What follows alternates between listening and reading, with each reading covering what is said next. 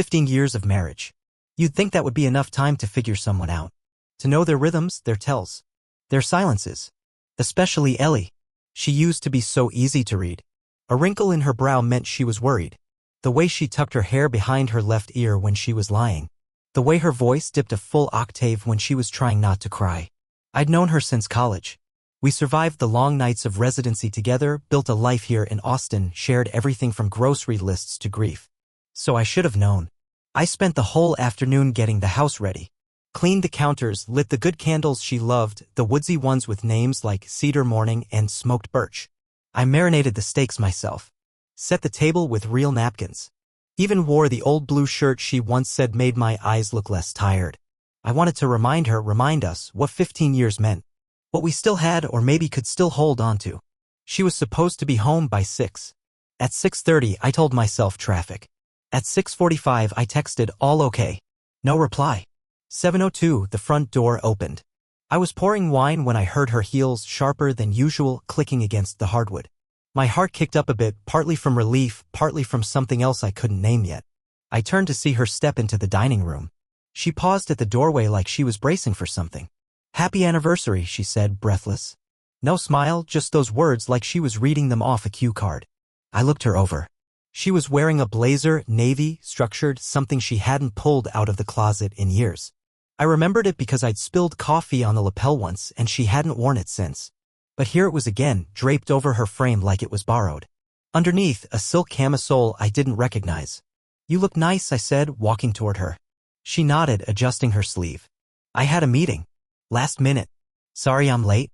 "That's okay," I said. "Dinner's ready. I hope you're hungry." She hesitated. That was the first crack. Ellie never hesitated over food. She walked past me, dropped her purse onto the entryway bench, and ran her fingers through her hair in a way that seemed rehearsed. And then I saw it. A red mark maybe 2 inches long, right where her blazer sleeve had slipped up. It was bright, fresh, too defined to be a scratch. I knew what fingerprints looked like. These looked a lot like that. "What happened?" I asked, pointing at her wrist. She glanced down, then quickly pulled the sleeve back into place. "Oh, door at the lab. One of those old hydraulic closers. Snapped shut on me." I nodded slowly. "Look kind of like." "It's nothing, Jake," she interrupted. "Really? Jake? Not babe, not love, not honey like she used to say without thinking. Just Jake. Like I was a coworker. A stranger." I forced a smile. "Come sit." She followed me into the dining room, sat down stiffly, and tucked her napkin into her lap like she was at a business luncheon. I served the plates filet mignon, her favorite, with garlic mash and asparagus, and poured the wine. She picked up her fork, moved the food around, but barely ate a bite. "This smells amazing," she said. Her tone was polite. Not warm, not sincere. Polite. "You're not eating." She looked up startled like I'd caught her doing something wrong. "I had a late lunch." "I thought you said you were in a meeting?" "I was. After that." "Oh." Silence. The kind that fills a room like fog. I watched her fingers tighten around the stem of her wineglass. Her nails were done, manicured. French tips?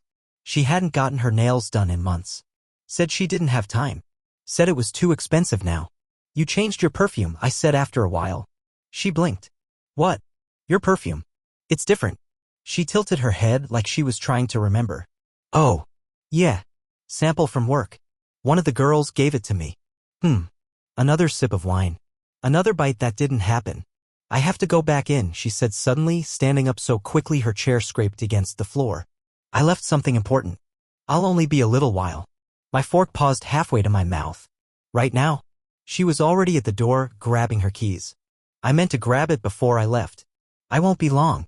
"But dinner, I'm sorry, Jacob. I really am. I'll make it up to you." I followed her to the door. "Do you want me to come with?" "No," she snapped, then softened. "No. I mean, it's nothing. Just a data stick. I'll be back soon." She kissed my cheek, barely touched it, and walked out. Just like that. No backward glance. I stood there, the door still half open, wondering what just happened. The wine in her glass was untouched. Her plate barely disturbed. Her seat still warm. I sat back down, took a sip of wine, let my eyes roam the table I'd spent hours setting. It was all still here, roses, candles, dinner, but it didn't feel like our anniversary. It felt like a goodbye wrapped in a schedule. I stared at her half-empty glass and that mark on her wrist I couldn't explain. And I waited. Looking back, I should have known. It's funny how hindsight works, how the smallest moments, barely noticeable at the time, balloon into red flags when seen from the rearview mirror. I keep thinking about the way Ellie used to lean into me on the couch, her head resting against my shoulder as we watched movies. That stopped months ago. At first, I thought she was just tired. We both were. Work stress, the economy, family things. Life. But then she started falling asleep in the guest room after late-night reports. One night became two. Two became a week. And when I asked her about it, she smiled and said, "I didn't want to wake you with my typing." Typing. She always had a tidy excuse. Always something practical, something just believable enough. But that's the thing about lies, they borrow the shape of truth. The signs had been stacking quietly for a while. The sudden push for fitness. Ellie was never obsessed with appearances. She jogged on the weekends, ate clean when she felt like it, but over the past few months? Full gym gear, 6 a.m. yoga, a new smartwatch to track stress. She started drinking protein smoothies and buying supplements I'd never seen before. I chalked it up to a midlife health kick. We're both in our 40s. Seemed reasonable. Until I found the lingerie receipt. It was balled up in the bathroom trash, hidden under tissues. A matching set, lacy and red. I hadn't seen anything like it on her in over a year. I almost asked her about it. I remember standing there, holding that crumpled piece of paper, staring at the total, the store name. My throat closed around the words. I didn't ask.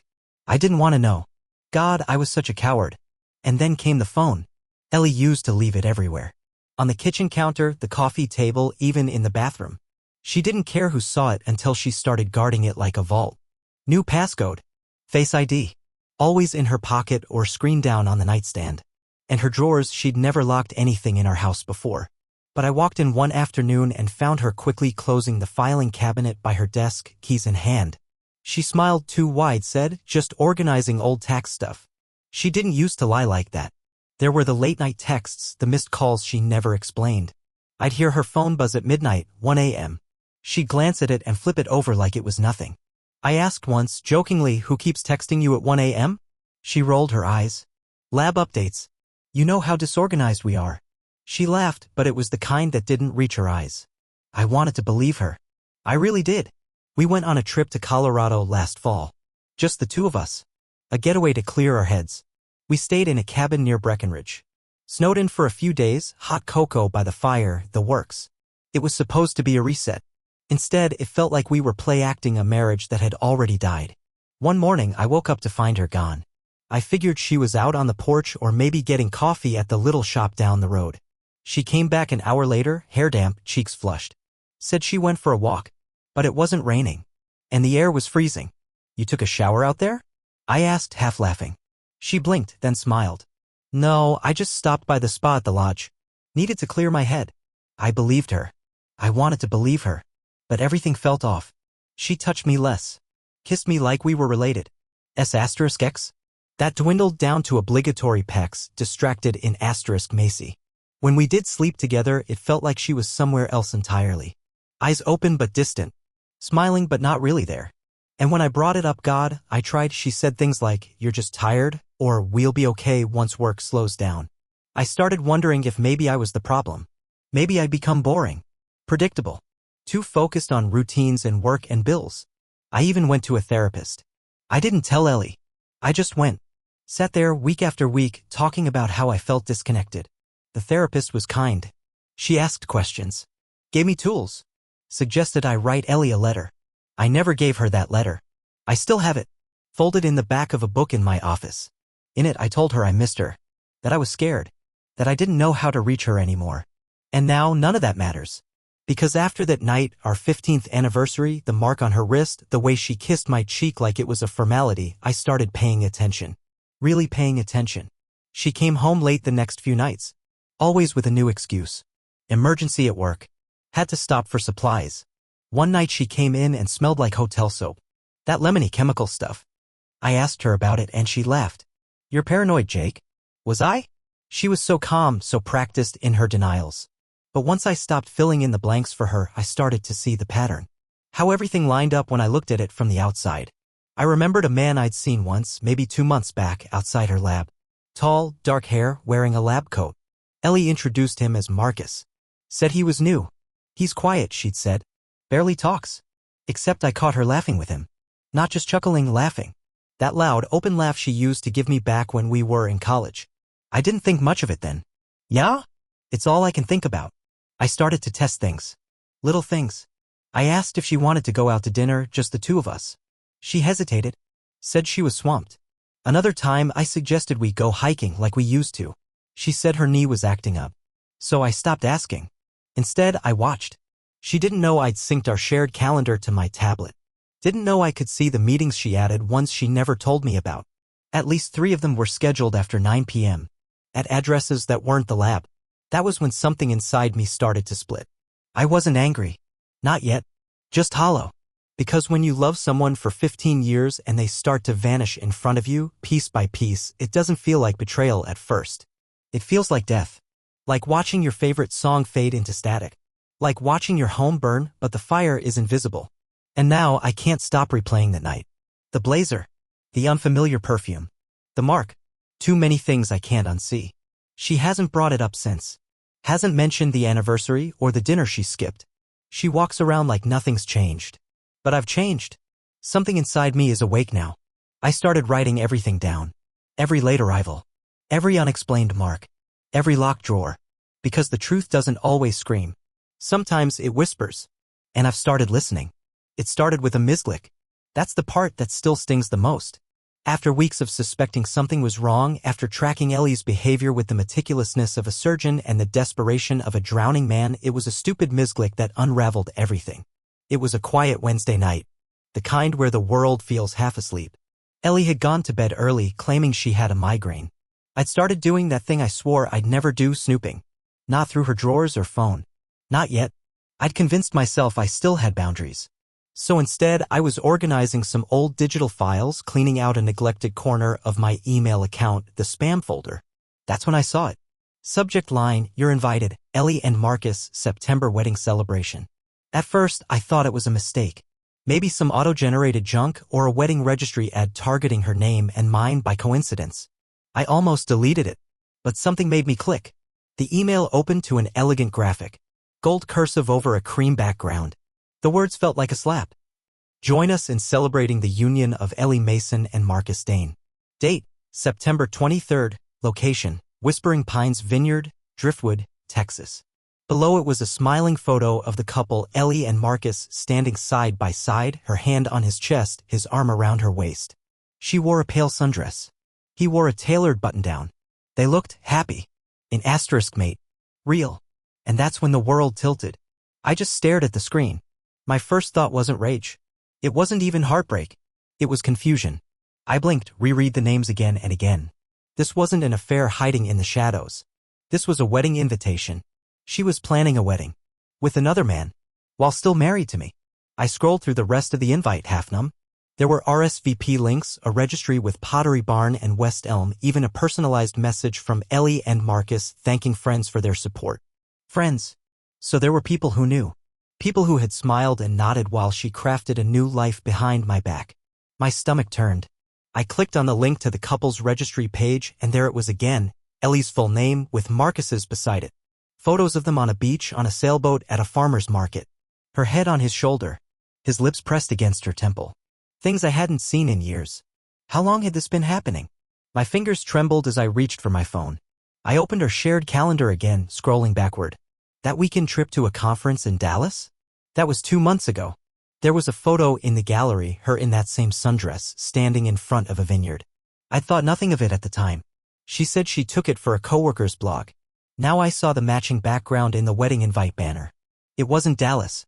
It was Driftwood. It was planning. She had been planning this.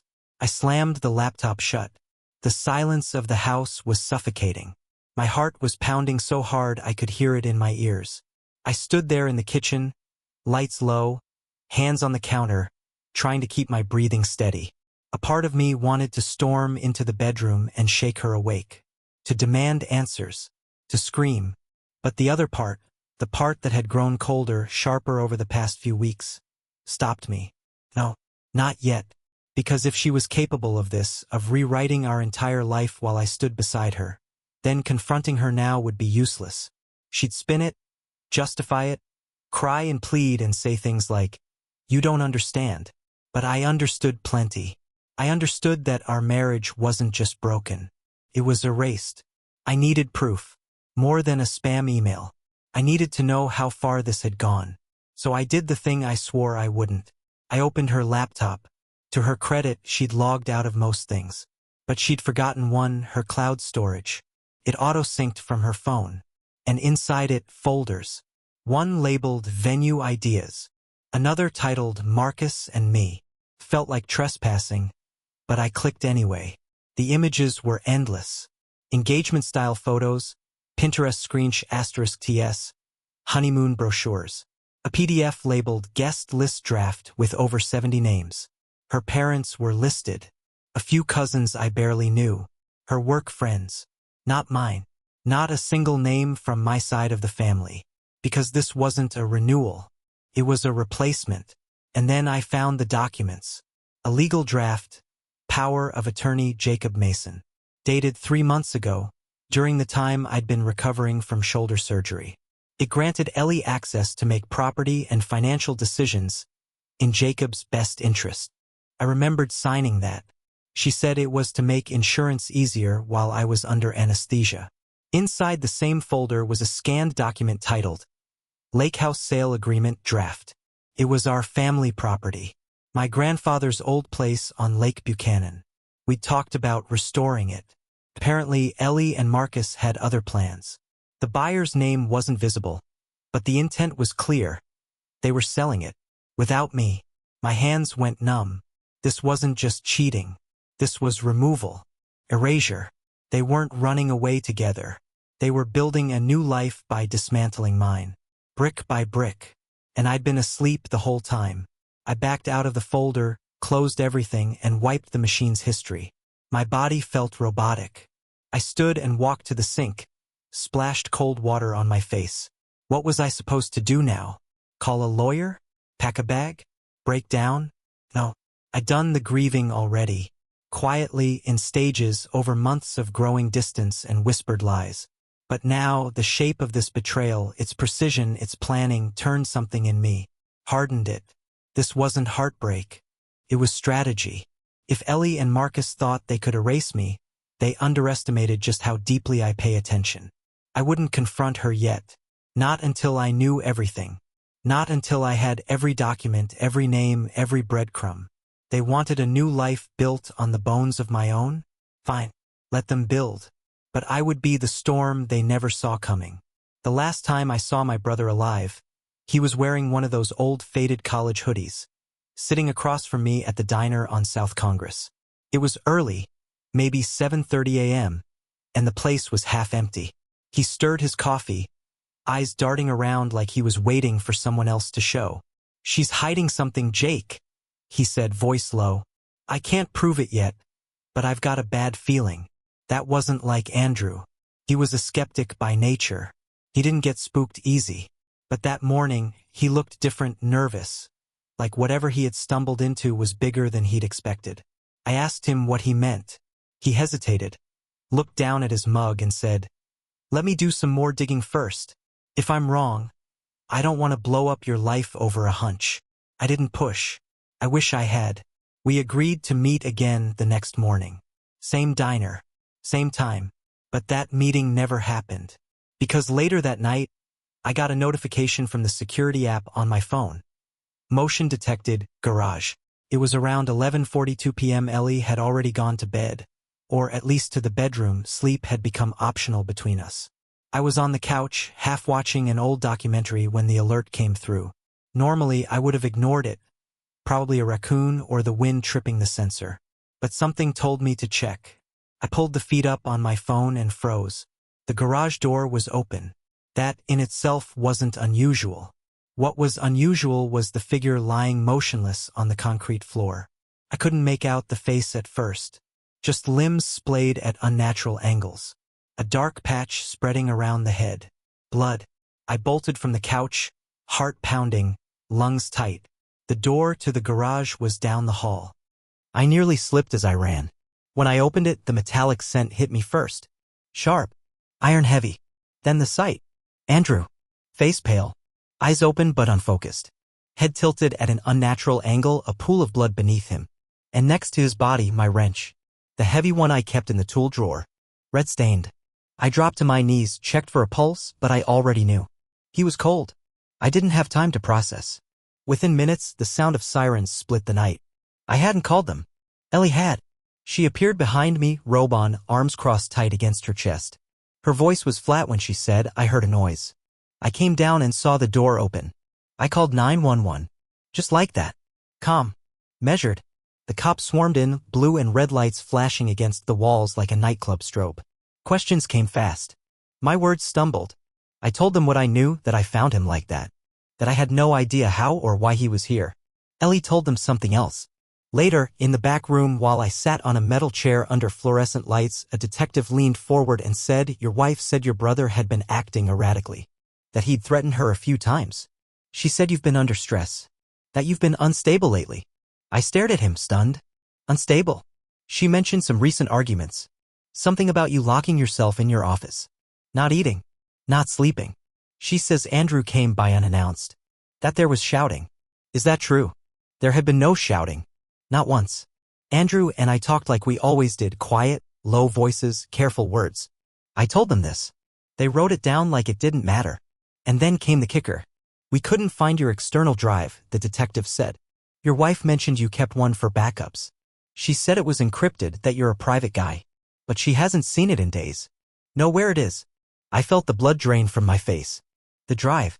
I kept it hidden in the desk drawer of my home office. It was password protected, loaded with sensitive data, family finances, scanned legal documents, emails. I hadn't checked it in a while, but I remembered locking it away. I said so. They told me the drawer was empty. Ellie's statement said she saw Andrew with something in his hand when he left the room. In that moment, I understood what was happening. They weren't just rewriting our marriage. They were rewriting me. I was being framed. Piece by piece. It all made sense now, the stress narrative, the conveniently missing drive, the sudden mention of threats that were never made. She hadn't just betrayed me emotionally. She was laying groundwork. A slow, patient trap. The aftermath blurred. I wasn't arrested, but I wasn't free either. The investigation was ongoing. Andrew's death was being treated as suspicious. No evidence pointed directly to me, but none cleared me either. Ellie played the concerned wife with terrifying precision. She made statements. Appeared at the memorial with misty eyes and a black dress. Held my hand like we were united in grief. But behind those eyes, I saw something else. Coldness. Distance. Control. I tried to talk to her. To ask her why. But she only responded with soft deflections. "Jake, we're both hurting. Let's not make this worse." Worse? My brother was dead. My name was on a detective's list. And my own wife, my partner of 15 years, was laying a minefield beneath my feet. I started combing through everything. My backups, old notebooks, photos, receipts. Anything that might prove I wasn't losing it. I found inconsistencies in her story. GPS pings that didn't match her calendar entries. A credit card charge at a gas station in Driftwood the night she claimed to be working late. But none of it mattered without the drive. The one she or Marcus had taken. I had no idea what she was planning to do with it. Forge documents? Sell sensitive information? Wipe me clean from our joint assets? All I knew was this: I couldn't wait for the system to protect me. I had to start protecting myself. Because the woman I married wasn't just having an affair. She was making sure I disappeared. And no one, not the police, not her parents, not even my own remaining family, knew the whole truth. Not yet. But they would. Because if they thought I'd just roll over and let this happen, they didn't know me at all. After Andrew's death, the house felt like a museum of ghosts, quiet, cold, and staged for someone else's life. Ellie barely spoke unless someone else was around. She moved like a guest, as if she hadn't spent years filling this place with her books, her laughter, her scent. That was gone now. All of it scrubbed clean. I spent the next few days pretending to grieve like a man should, quietly, politely, with composure. I said all the right things to the investigators, answered their follow-ups with firm, tired honesty. I played the role of the stunned husband, the devastated brother. But inside, I was uncoiling. Because something had shifted. They tried to erase me. I saw it now. The wedding email had been the beginning. Andrew's death? That was the declaration. But the missing drive, my backup, was the most precise cut. Ellie and Marcus weren't just building a life together. They were using mine as raw material. But they had made one mistake. They took the flash drive, yes, but they forgot about the server. It was a dusty old machine I kept in the crawl space of the basement, a relic from my IT days. Half rusted, half forgotten, and built like a tank. I hadn't used it in years, but I'd wired it years ago to perform bi-weekly backups of key folders from every device I owned. Even when I stopped checking on it, it kept working. That was where I turned next. Took an hour to boot it up. Another 2 to remember the password. When it finally gave me access, I combed through every folder, every log, every encrypted note. And there it was. A chain of emails stretching back 8 months. Messages between Ellie and Marcus, all under fake names. Aliases I wouldn't have recognized if I hadn't already known the game. But they weren't clever enough to hide everything. A few forwarded documents still bore her digital signature. There were calendar invites, coded names that matched her movements, meeting locations, invoice scans. The first thing that hit me was how long it had been going on. 8 months. Not 3, not 4. 8. That meant she'd already been sleeping beside me, lying to my face, planning her exit with another man before our last anniversary, before my surgery, before Andrew started poking around. The next thing I noticed was the way they talked about me. They didn't even use my name most of the time. Just J or the variable or the asset. As if I were some line item on a ledger. They joked about how passive I was. How easy it had been to distract me. Ellie wrote things like, "He still doesn't get it. He thinks we're just drifting apart." Marcus responded, "Good. Keep it that way. Once POA is finalized, we're in the clear." POA. Power of attorney. The document I'd signed in a haze of post-surgical meds, trusting my wife to handle things while I recovered. I'd given her permission to manage accounts, authorize transfers, sign real estate documents. And she used it to begin selling off my life. Attached to one of the emails was a preliminary agreement to sell the lake house. The buyer's name was scrubbed, but the lawyer's wasn't. I recognized the firm Keller and Jennings. We'd used them once for estate work. Now they were preparing paperwork to transfer a legacy property without my input. There were also files marked M Export. I opened them. Encrypted corporate files. Financial records that belonged to the medical research company where Ellie worked. I recognized the headers. She wasn't just cheating. She and Marcus were involved in data leaks, sensitive medical research being offloaded to a private third-party consultancy. And the email threads weren't just romantic. They were transactional. They detailed payment schemes, dummy corporations, offshore routing numbers. It read like a blueprint for fraud. One message from Marcus made my skin crawl. "If this goes right, we walk away with enough to start clean. We liquidate by September, secure the house, and he's history. No loose ends. No loose ends." They meant me. I sat back, my hands shaking. This wasn't infidelity. This was an execution. But I had what I needed. And for the first time in weeks, I felt control settle back into my bones. They'd thought they deleted me. But I was still here watching. And now I had a strategy. I began by compiling everything. Not just the emails, but *TS, metadata, timestamps. I printed physical copies, stored digital backups on multiple cloud platforms under pseudonyms. I sent a full archive to a secure legal firm I'd used before. No names, just an anonymous drop with a note. Hold for potential litigation.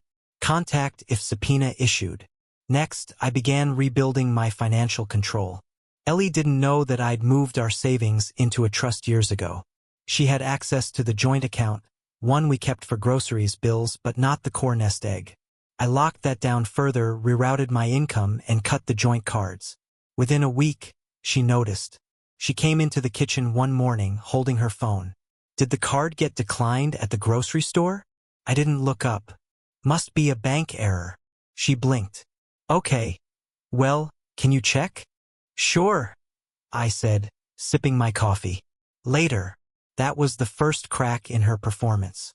She was trying to keep up appearances, but I could see the tension behind her eyes. She was waiting for a reaction, a slip, but I gave her nothing, because I wasn't playing defense anymore. I started monitoring her phone.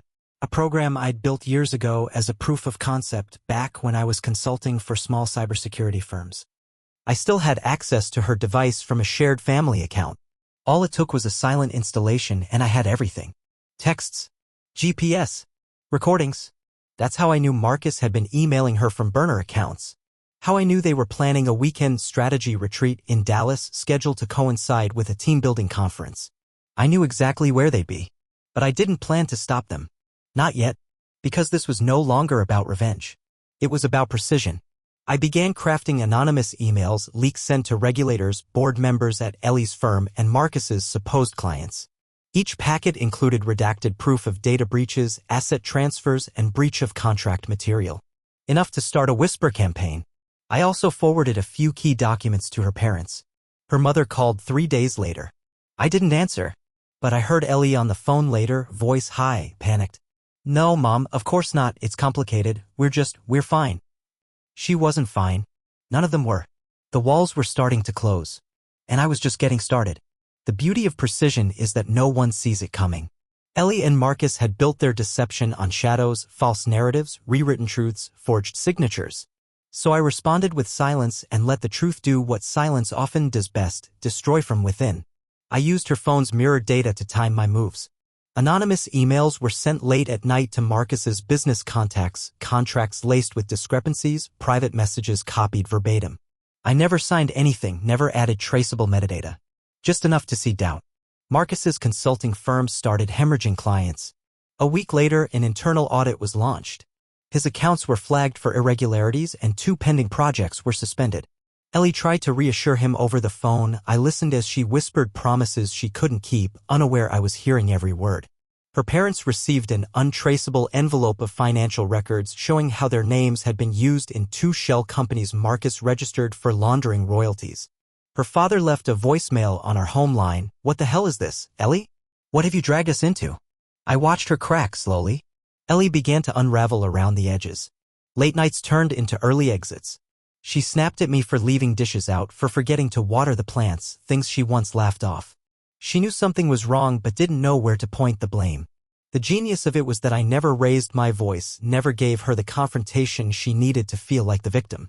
Everything burned quietly. And in that slow collapse I found clarity, not revenge, not closure. Just certainty. This was never about winning. It was about watching them lose. 40 days after I found the email, the moment this all began, I invited them all to the lake house. I told Ellie I wanted closure. That I wanted to have one last, honest conversation before filing. I knew she wouldn't come alone. She brought Marcus. Her parents came too, likely hoping to broker some kind of reconciliation or, more likely, to protect their financial standing. What they didn't know was that the entire property had been wired for surveillance days before. I had hidden cameras in the living room, the back porch, the study. Each one feeding into a secure stream with timestamps, audio logs, and facial tracking. The moment Marcus stepped inside, he was recorded whispering to Ellie, "Let's get this over with and talk to the lawyer." Over the course of the evening, the cracks became craters. Voices were raised. Ellie threatened to sue me. Marcus called me paranoid and pathetic. Her father warned me that I was jeopardizing everything. I didn't argue. I just handed them a flash drive, one loaded with their emails, transaction logs, and a detailed report prepared by a forensic accountant I'd hired in secret. I told them the authorities already had copies. That my brother's death was no longer a cold case. That the lake house was never theirs to sell. Then I walked out. I didn't stay for the fallout. Marcus was arrested 10 days later for corporate data theft and obstruction. Ellie, despite claiming ignorance, was charged with conspiracy to commit fraud. Her sentence was suspended in exchange for cooperation, but the damage was done. Her parents paid restitution. Their reputations and finances suffered irreparable damage. As for me, I vanished from their lives completely. I resurfaced months later under a different name, launching the Andrew Mason Foundation, an initiative supporting whistleblowers, digital privacy, and ethical investigations. I didn't want pity. I didn't want praise. I wanted purpose. Because sometimes the only way to reclaim your life is to burn down the version they tried to steal and rebuild it in your own name.